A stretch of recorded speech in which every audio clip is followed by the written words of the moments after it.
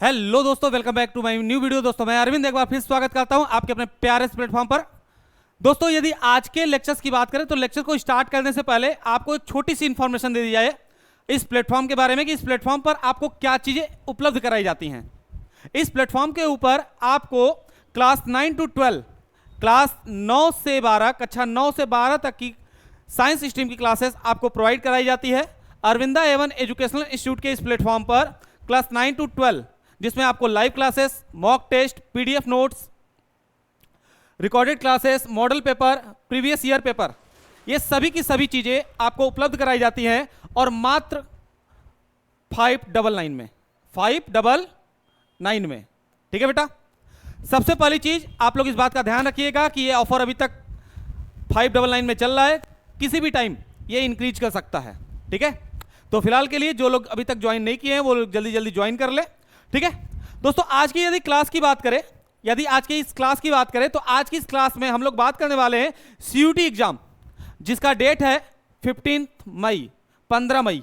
ठीक है, 15 मई इस एग्जाम को ध्यान में रखते हुए, 15 मई के इस एग्जाम को ध्यान में रखते हुए हम लोग आज की सेशन में बात करने वाले हैं, जिसमें कि आज का जो सेशन होने वाला है, इस सेशन में हम लोग पॉलिटिकल साइंस पढ़ने वाले हैं। पॉलिटिकल साइंस के अंदर क्या पढ़ने वाले हैं, तो पॉलिटिकल साइंस के अंदर भारतीय संविधान का एक इंट्रोडक्शन पढ़ने वाले हैं।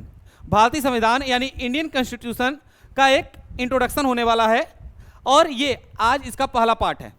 ठीक है, तो सभी लोग वीडियो पे पहली बार है चैनल पर तो चैनल को सब्सक्राइब कर दीजिएगा और वीडियो पसंद आ रहा हो तो वीडियो को लाइक भी कर दीजिएगा और कमेंट करके अपना सुझाव देना ना भूले, जरूर ही कमेंट करके अपना सुझाव देते रहें। तो दोस्तों यदि शुरू करें तो आज के लेक्चर का पहला टॉपिक संविधान सभा की मांग। ठीक है, संविधान सभा की मांग की बात करें, यानी कि संविधान सभा की डिमांड कब से हुई, यानी कब यह बात जहन में आई कि देश के अंदर एक संविधान सभा होनी चाहिए। तो यदि हम लोग बात करें संविधान सभा के बारे में बात करें तो सन 1895 ईस्वी में, सन 1895 ईस्वी में लोकमान्य तिलक, ठीक है, हमारे एक स्वतंत्रता सेनानी रहे हैं। ठीक है, सन 1895 ईस्वी में लोकमान्य तिलक इस बात को डिमांड करते हैं, यानी उनके दर्शन में यह बात देखने को मिलती है, यह बात कि वहां पर उन्होंने संविधान सभा की मांग की है। अब जब संविधान सभा की मांग सन 1895 ईस्वी में पहली बार की गई, उसके बाद सन 1922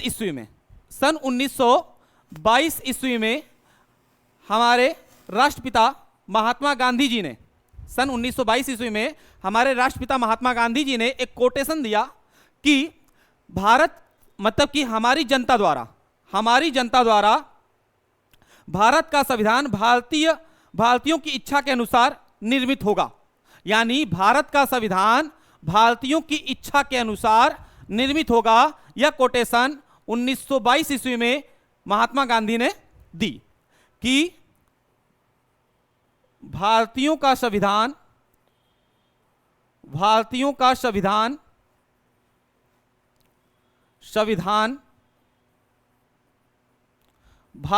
इच्छा द्वारा,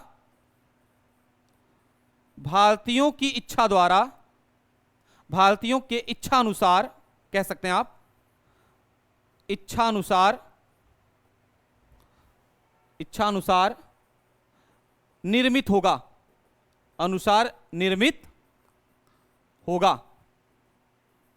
इस बात को किसने कहा? इस बात को महात्मा गांधी ने कहा। ठीक है, कब की बात हो रही है? 1922 ईस्वी में। 1922 ईस्वी में यह बात इन्होंने कही। उसके बाद जस्ट इसी के बाद 1924 ईस्वी में, 1924 में मोतीलाल नेहरू ने संविधान सभा की मांग की। 1924 ईस्वी में मोतीलाल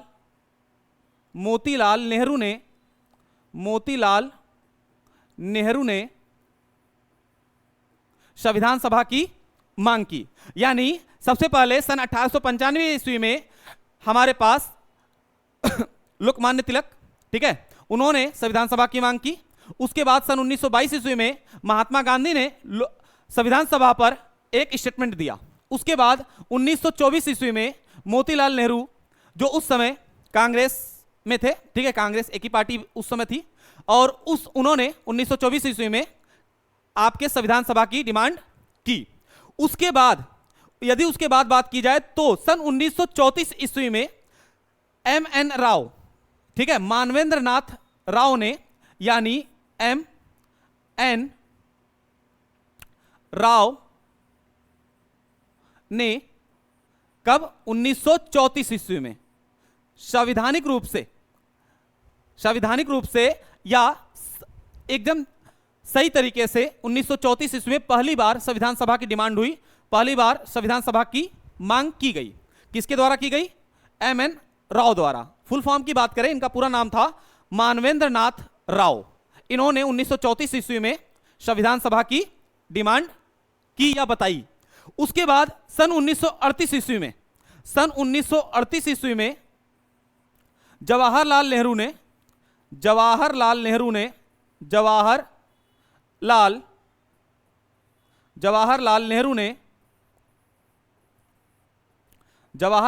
ने संविधान सभा की मांग की। मतलब कि इन सभी, यदि संविधान सभा के मांग की बात की जाए तो संविधान सभा 1995 से ही हमारे देश में ये रहा। लोग ये कहते रहे कि हमारे देश में संविधान सभा होनी चाहिए, और 1895 ईस्वी से ही संविधान सभा की मांग चल रही थी। और कब तक चली? 1938 तक। 1938 तक संविधान सभा की मांग होती रही, और यहां तक संविधान सभा अभी तक निर्वाचित नहीं हुआ है, अभी तक इसका गठन नहीं हुआ है।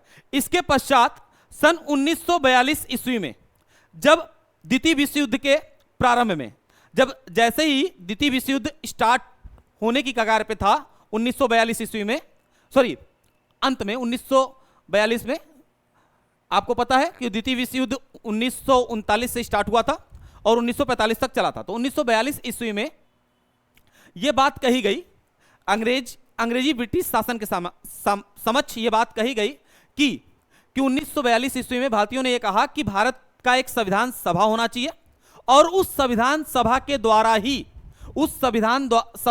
ही भारत के संविधान का निर्माण होना चाहिए।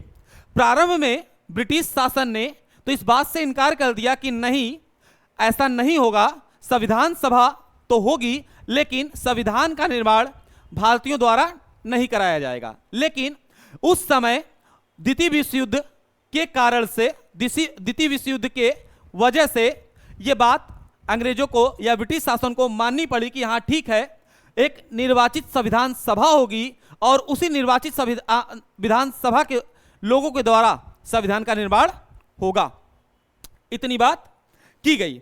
लेकिन युद्ध के पश्चात मुस्लिम लीग ने इस बात को मानने से इनकार कर दिया कि नहीं, संविधान सभा, निर्वाचित संविधान सभा जो होगी, उसके जो लोग होंगे उनके द्वारा जो संविधान निर्माण होगा, उसके लिए हम मानने को तैयार नहीं है।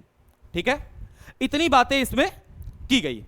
अब इतनी बातों के पश्चात, जब इतनी बातें हो गई, तो अब इतनी बातों के पश्चात सन 1946 ईस्वी में एक कैबिनेट मिशन होती है, ठीक है, जिसमें बहुत सारे लोग, ठीक है, जिसमें कि स्पेशली स्टेटफोर्ड, ठीक है, स्टेटफोर्ड क्रिप्स, एवी एलेक्जेंडर और पैंथिक लॉरेंस, ये तीन लोग, ठीक है, ये तीन लोग इस मिशन में भारत आते हैं और इनके द्वारा संविधान सभा का निर्वाचन होता है।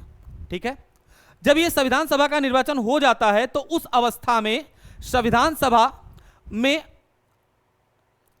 सभा में अंतरिम सरकार की गठन की जाती है। अंतरिम सरकार का गठन किस प्रकार से होता है? 24 अगस्त 1946 को अंतरिम सरकार की घोषणा की गई और 2 सितंबर 1946 को जवाहरलाल नेहरू के नेतृत्व में अंतरिम सरकार गठित हुई, जिसमें मुस्लिम लीग की भागीदारी नहीं थी। मतलब जैसा कि मैंने पहले ही कहा कि संविधान सभा की जब मांग हुई थी तो संविधान सभा के मांग में ही मुस्लिम लीग ने कहा कि नहीं, निर्वाचित सदस्य जो होंगे वो भारतीय संविधान को यदि निर्वाचित करेंगे या निर्माण करेंगे तो उसमें मुस्लिम लीग उसने सीधे सीधे कह दिया कि नहीं, हम इससे बाहर हैं। मुस्लिम लीग इसमें भागीदारी नहीं थी। परंतु 26 अक्टूबर 1946 को मुस्लिम लीग सरकार में शामिल हो गई। इसके लिए मंत्रिपरिषद में शामिल 3 सदस्यों सैयद अली जहीर, शरद चंद्र बोस, सर साफत अहमद खां को हटाकर लीग के 5 प्रतिनिधियों को इसमें शामिल किया गया। यहां मुस्लिम लीग के प्रवेश का उद्देश्य मंत्रिपरिषद के भीतर रहकर पाकिस्तान के लिए लड़ना था। यानी कि उस समय जो अंतरिम सरकार का गठन हुआ था, उस अवस्था में मंत्रिपरिषद के अंदर जो मुस्लिम लीग शामिल हुआ, उसका मेन उद्देश्य या मेन मोटिव यह था कि मंत्रिपरिषद के अंदर शामिल हो जाया जाए और शामिल होने के पश्चात हम वहां से इस बात का विरोध करते रहेंगे कि हमें एक नई देश के निर्माण के बारे में, एक नए देश के निर्माण के बारे में बात करनी है। यानी पाकिस्तान के निर्माण के बारे में बात करनी है, पाकिस्तान के लिए लड़ना है। ठीक है बेटा, यहां तक यदि बात समझ में आ गई तो उसके बाद अंतरिम सरकार के अंदर जो अंतरिम सरकार या अंतरिम मंत्रिमंडल बनी, उस मंत्रिमंडल का जो अध्यक्ष था वह थे लॉर्ड माउंटबेटन। ठीक है, उस मंत्रिमंडल का जो अध्यक्ष था वो लॉर्ड माउंटबेटन थे और उसके जो उपाध्यक्ष थे वह जवाहरलाल नेहरू थे, जो क्या मैटर देखते थे, विदेशी मामले तथा राष्ट्रमंडल। यानी विदेश के जितने भी मामले होते थे वह उसके उपाध्यक्ष जवाहरलाल नेहरू जी द्वारा, और राष्ट्रमंडल के जितने भी कार्य थे वह जवाहरलाल नेहरू द्वारा हैंडल किए जाते थे। उसके साथ साथ वल्लभ भाई पटेल उसके गृह, सूचना और प्रसारण मंत्री थे। जान मथाई उद्योग तथा आपूर्ति विभाग देख रहे थे। बलदेव सिंह रक्षा विभाग। श्री राजगोपालाचारी जो हमारे प्रथम जनरल गवर्नर भी थे, ठीक है, जो शिक्षा विभाग देख रहे थे, श्री राजगोपालाचारी। राजेंद्र प्रसाद खाद्य एवं कृषि विभाग। उसके बाद CH बाभा कार्य खान तथा ऊर्जा। खानों की बात करें, जैसे कोई भी खान होता उस सभी खानों के बारे में यहां पर बात कर रहे थे। आसफ अली रेलवे विभाग। जगजीवन राम श्रम विभाग। लियाकत अली खान वित्त विभाग। अब्दुल रब निस्तार संचार विभाग। जोगेंद्रनाथ मंडल विधि विभाग। गजनफर अली खान स्वास्थ्य विभाग। II चुंद्रीगर वाणिज्य विभाग को देख रहे थे। यानी मंत्रिमंडल के अंतर्गत इतने लोग थे जो अपने अपने विभाग के अनुसार काम कर रहे थे। क्लियर है? अब इतनी बातों के बाद थोड़ा सा यह समझने का प्रयास करें कि जो संविधान सभा बनाई गई, उस संविधान सभा के अंतर्गत क्या मुख्य बिंदु रखे गए। सबसे पहली चीज, संविधान सभा के कुल सदस्यों की संख्या 389 होनी थी। कितनी होनी थी? 389। यानी जब संविधान सभा निर्वाचित हो रही थी तो उस समय यह निष्कर्ष निकाला गया या यह निर्णय लिया गया कि जब संविधान सभा निर्वाचित होगी तो इसमें कुल सदस्यों की संख्या 389 होगी। इनमें से 296 सीट जो थी वह ब्रिटिश भारत के प्रांतों को और 93 सीट जो थी वह देसी रियासतों को दी जानी थी। मतलब 296 सीट जो थी वह ब्रिटिश सरकार जिस भारत के जिस क्षेत्र पर ब्रिटिश सरकार ने कब्जा कर रखा था उन जगहों से 296 सीटें भारत को मिलने वाली थी, और जहां पर देसी रियासतें काम कर रही थी उनसे 93 सीटें मिलने वाली थी। यानी कुल 289 सीटें होनी चाहिए थी। हर ब्रिटिश प्रांत व देसी रियासत को उसकी जनसंख्या के अनुसार, यानी ये जो सीटें दिखाई दे रही हैं उसका जो मेन कारण था, मेन मोटिव था कि किस प्रकार से ये सीटें उसमें दिखाई दे रही हैं, तो वो जनसंख्या के आधार पे था। किसके आधार पे था? जनसंख्या के आधार पर ये बातें हो रही थी। कैसे जनसंख्या के आधार पे बात हो रही थी?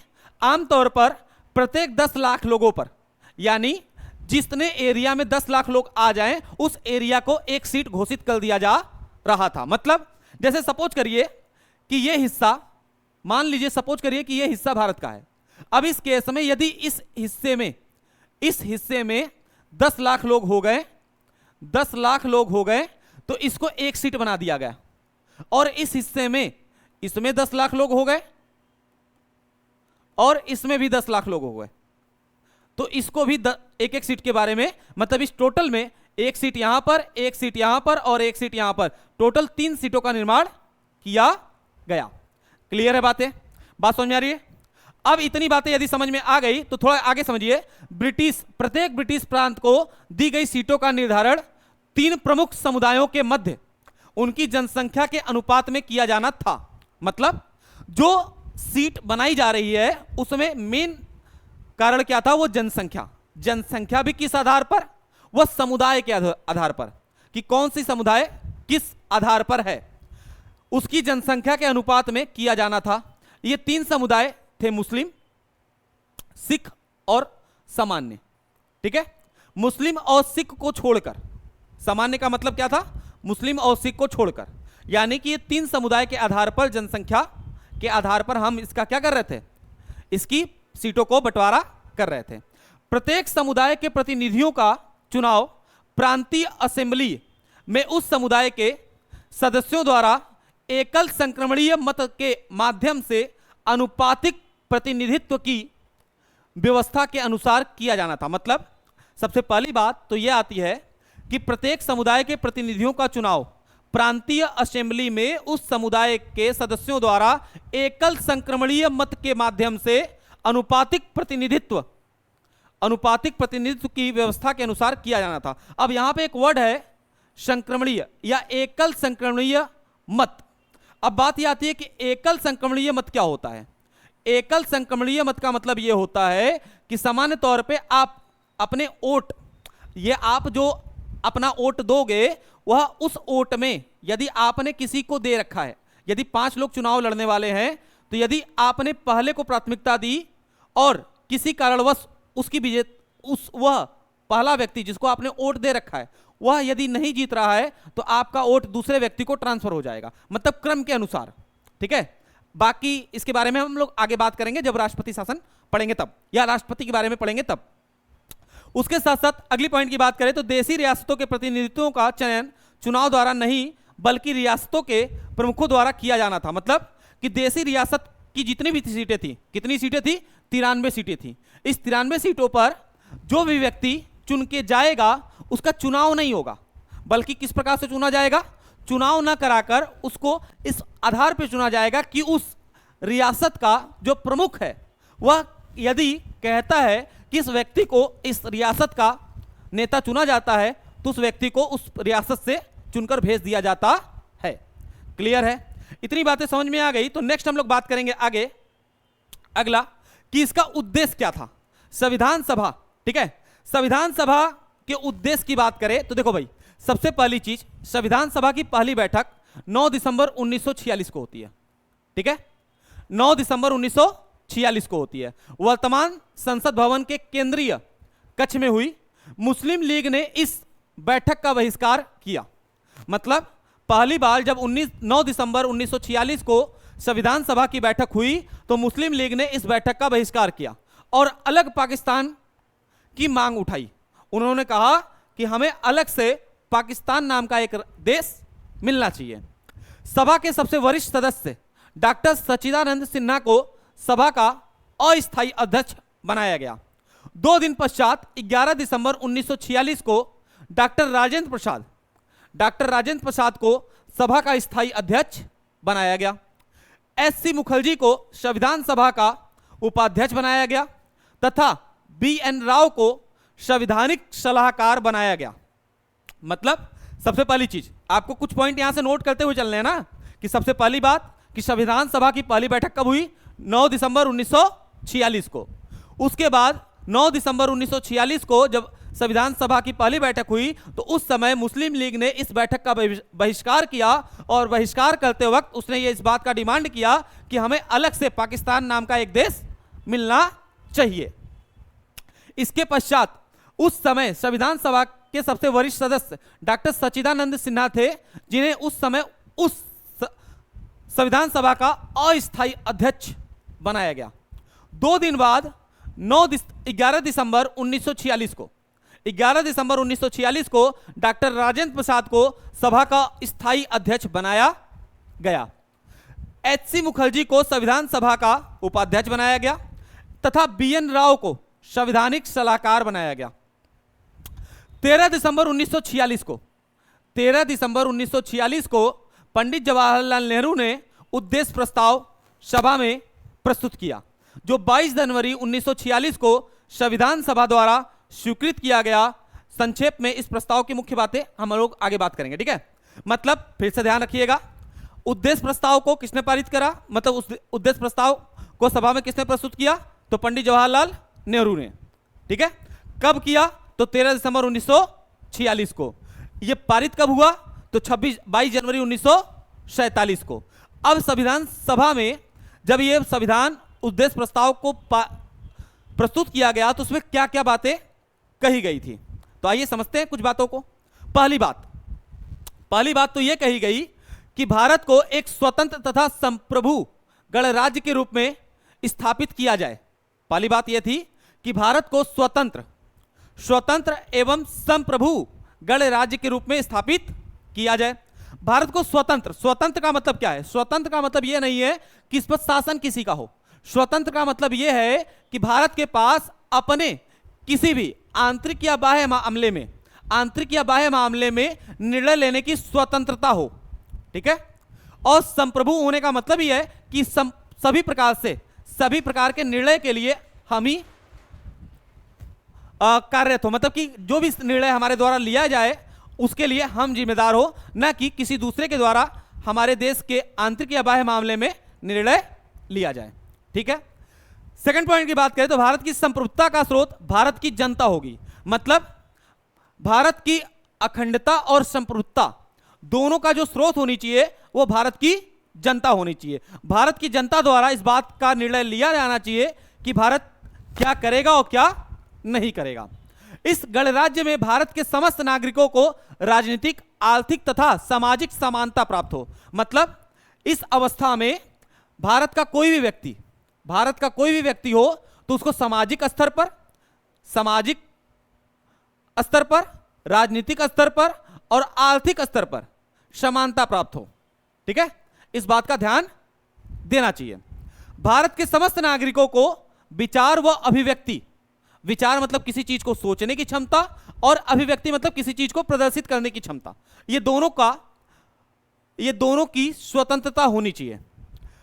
उसके साथ साथ कोई व्यवसाय करने की, किसी भी धर्म तथा मत को मानने या न मानने की स्वतंत्रता होगी। आप किसी भी व्यक्ति को, उद्देश्य प्रस्ताव में यह बात मेंशन थी कि आप किसी भी व्यक्ति को जबरदस्ती किसी भी समुदाय को अपनाने या किसी भी समुदाय को छोड़ने के लिए बाध्य नहीं कर सकते हैं, ठीक है। अगली पॉइंट में यदि बात करें तो देश की एकता को स्थायित्व प्रदान किया जाएगा, जिससे कि भारत की जो एकता है, मतलब पूरे देश की जो एकता है उसमें स्थायित्व प्रदान करना भी हमारा उद्देश्य होगा। भारत की प्राचीन सभ्यता को उसका उचित स्थान व अधिकार दिलाया जाएगा तथा विश्व शांति व मानव कल्याण में उसका योगदान सुनिश्चित किया जाएगा। मतलब इस बात का विशेष ध्यान दिया जाएगा, भारत की प्राचीन जो सभ्यता है, जो लगभग 5000 साल पुरानी सभ्यता है भारत की, उसमें कोई भी परिवर्तन ना आए। जिस प्रकार से उसकी सभ्यता चली आ रही है उसी प्रकार से वह चलती रहे, ठीक है।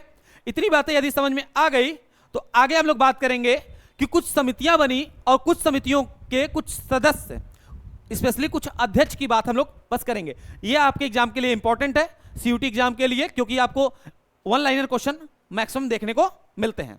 जैसे प्रारूप समिति के जो अध्यक्ष थे वो डॉक्टर BR अम्बेडकर थे, ठीक है, BR अम्बेडकर। संघीय संविधान समिति, इसके अध्यक्ष जवाहरलाल नेहरू थे। प्रांतीय संविधान समिति, इसके अध्यक्ष सरदार वल्लभ भाई पटेल थे। संघ शक्ति समिति, इसके अध्यक्ष जवाहरलाल नेहरू थे, ठीक है। मौलिक अधिकारों, अल्पसंख्यकों एवं जनजातियों तथा बहिष्कृत क्षेत्रों के लिए सलाहकार समिति, इसके अध्यक्ष सरदार वल्लभ भाई पटेल थे। ये तो बहुत बड़ी बड़ी समितियां थी। इसके अलावा कुछ ऐसी भी समितियां बनी थी जो इनसे छोटी थी। इनसे छोटी समितियों में यदि हम लोग बात करें तो वह समितियां थी उप समितियों में कौन सी? मौलिक अधिकार उप समिति, जिसके अध्यक्ष JP कृपलानी थे। अल्पसंख्यक उप समिति, जिसके अध्यक्ष HC मुखर्जी थे।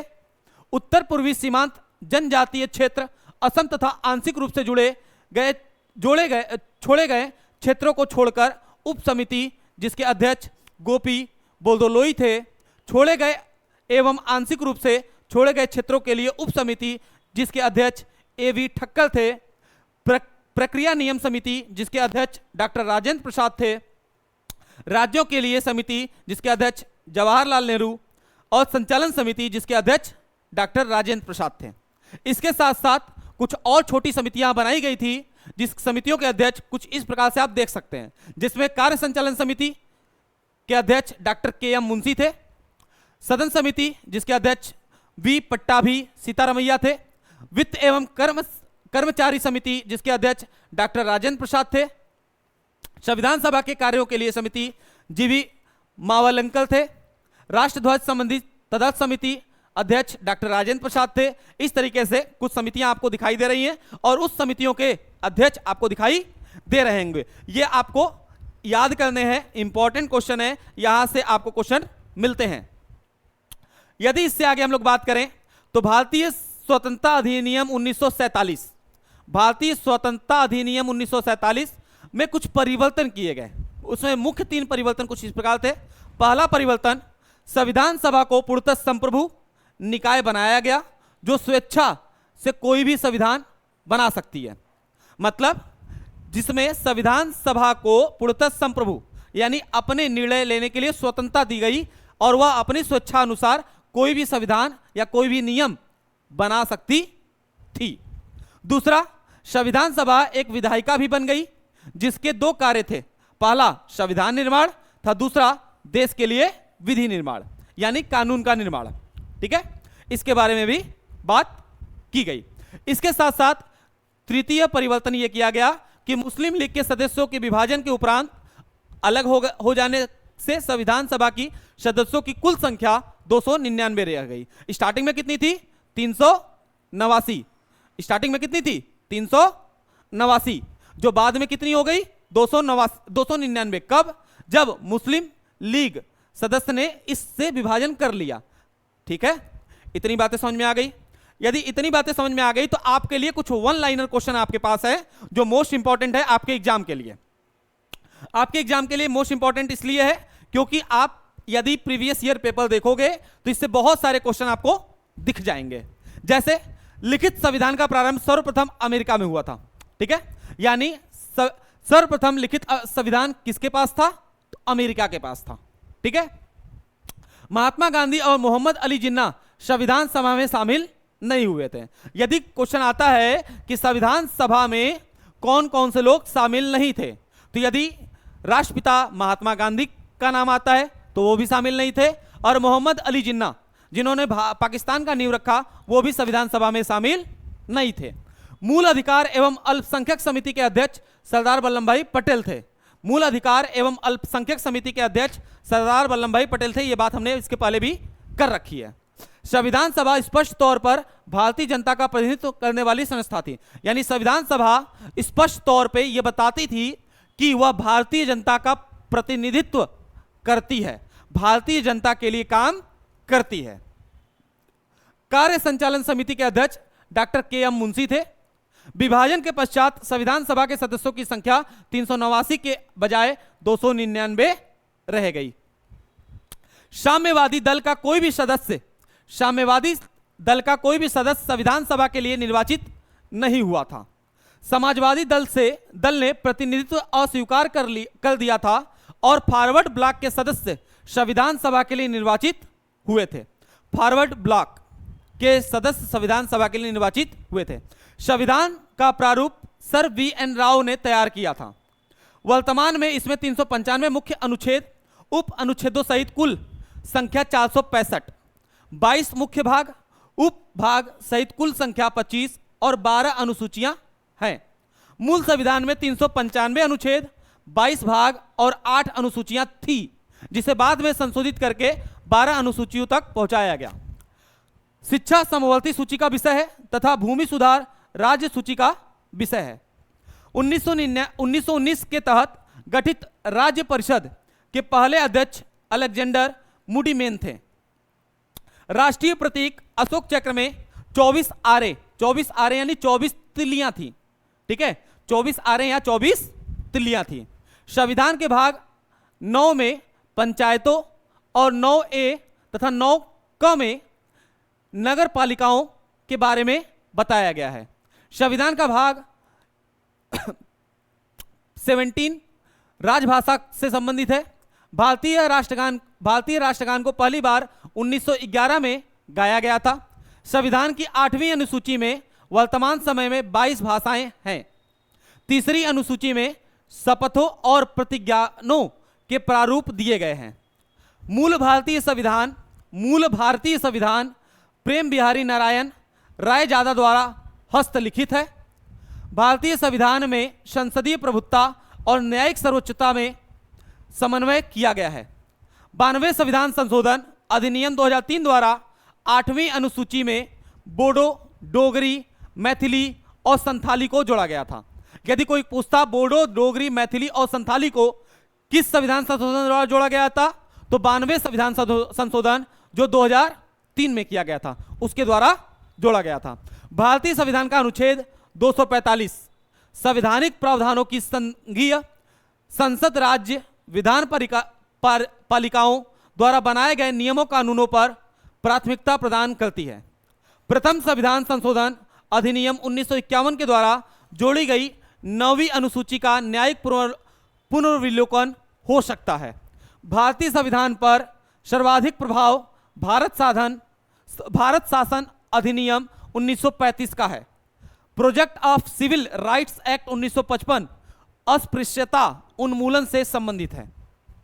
राष्ट्रीय गीत आनंद मठ से लिया गया है। इसके रचयिता बंकिम चंद्र चटर्जी हैं। राष्ट्रीय गीत वंदे मातरम, इसके रचयिता बंकिम चंद्र चटर्जी है। संविधान सभा ने 22 जुलाई 1947 को तिरंगे झंडे को राष्ट्रध्वज के रूप में मान्यता प्रदान की थी। ये बातें मुख्य बातें। यदि इसमें एक कुछ पॉइंट और जोड़ना चाहें तो जोड़ सकते हैं। जैसे यदि कोई कहे कि हमारा जो संविधान है उस संविधान का वेट कितना है, तो उस संविधान का वेट है 3.4 किलोग्राम। 3.4 किलोग्राम। हालांकि ये क्वेश्चन ऐसे क्वेश्चन नहीं पूछे जाते हैं, लेकिन फिर भी ये रहा आज का लेक्चर। आज के लेक्चर में हम लोग इतना ही रखेंगे। कल के लेक्चर में हम लोग संघ और राज्य से शुरू करेंगे, जो इसका पार्ट 2 होगा। और पूरी पॉलिटी क्रम के अनुसार आपको 15 मई से पहले 13 मई तक कंप्लीट करने का प्रयास किया जाएगा। और इसके साथ साथ 14 मई को एक मैराथन क्लास रखी जाएगी, जिसमें कि आपकी पूरी की पूरी पॉलिटी कंप्लीट हो जाए और आपका एग्जाम, आपके CUT एग्जाम की तैयारी अच्छी हो सके। तो मिलता है नेक्स्ट वीडियो में, तब तक के लिए bye bye. Thank you very much.